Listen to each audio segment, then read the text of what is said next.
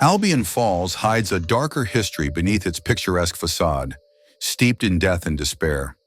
Over the years, countless lives have met their end on its treacherous cliffs, some through fatal missteps, others in the violent grip of tragedy at the mills.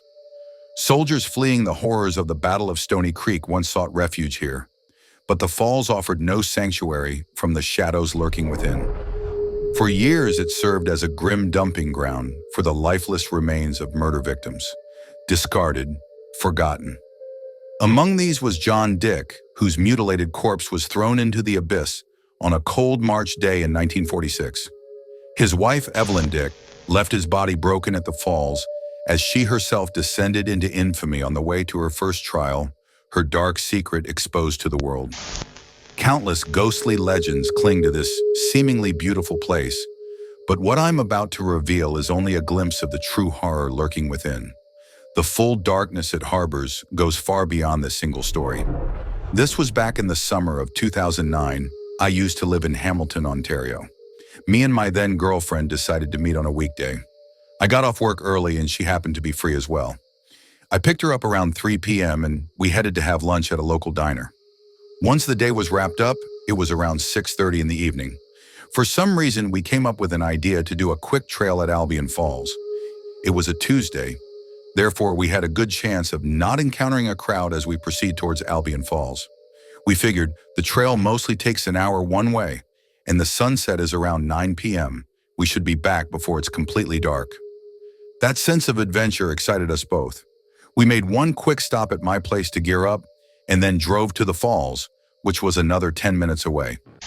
We reached, and soon after we went on to the trail of Albion Falls. The trail is fun, but full of rocks, in certain number of spots that could be considered unsafe without due care. By 8, we were there at the falls.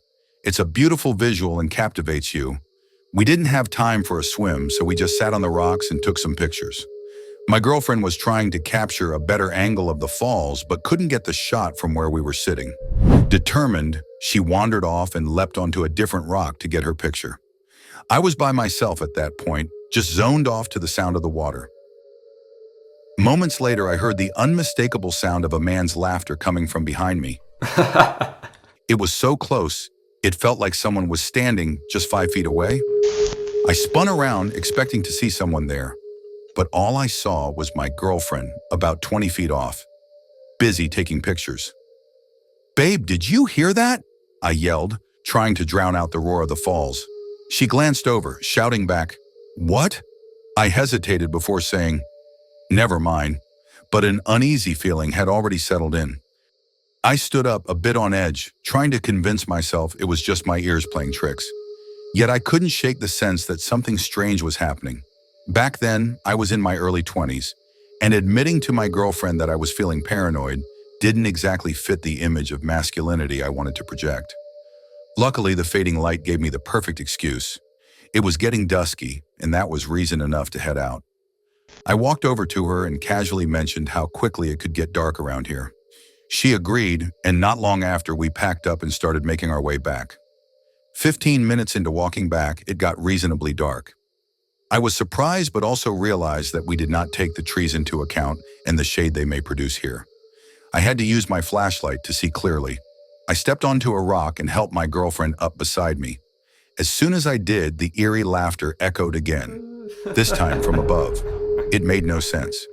There were no cliffs or ledges nearby, only the towering trees. "Is someone in the trees?" I asked, my voice low. "This is so creepy. Who's up there?" my girlfriend whispered, her eyes wide. A wave of relief washed over me. She heard it too, but it also made the situation terrifyingly real. The isolation settled in like a cold weight on my chest. We were alone, stranded with whatever or whoever was out there. "We don't have time to wonder who's behind this or why," I told her, urgency thick in my voice. "We need to get out, now." She nodded and we quickened our pace, heading back toward the trail. It was clearly marked, which gave us a sense of direction, but no comfort. The entire time we felt it, an invisible third presence, trailing us like a shadow never far behind. Its energy was dark, unsettling, like a predator toying with its prey. A cold, creeping dread crawled over us both, sending chills down our spines. Whatever it wasn't friendly. We finally reached the parking lot, the world outside drenched in darkness by the time we got there. Without wasting a second, we scrambled into my car and sped off. But even as the road stretched out ahead of us, the suffocating sense of danger lingered. It was as if something unseen was still with us, watching, waiting. We didn't speak much on the drive, but the fear in the air was palpable, shared silently between us. There was no need for words. We both felt it. I dropped her off at her house and we exchanged a final promise. We would never return to that waterfall. We wanted to believe that by leaving the place behind, we could leave the horror with it. But the nightmare followed me. For months after that night, every time I tried to sleep, the sound of rushing water filled my ears, the crash of the waterfall blending with that same sinister laughter. It always began distant, like a faint memory, but night after night, it grew louder, closer, creeping into my consciousness until it felt like it was right beside me. I'd jolt awake, drenched in sweat, heart pounding, unable to shake the terror.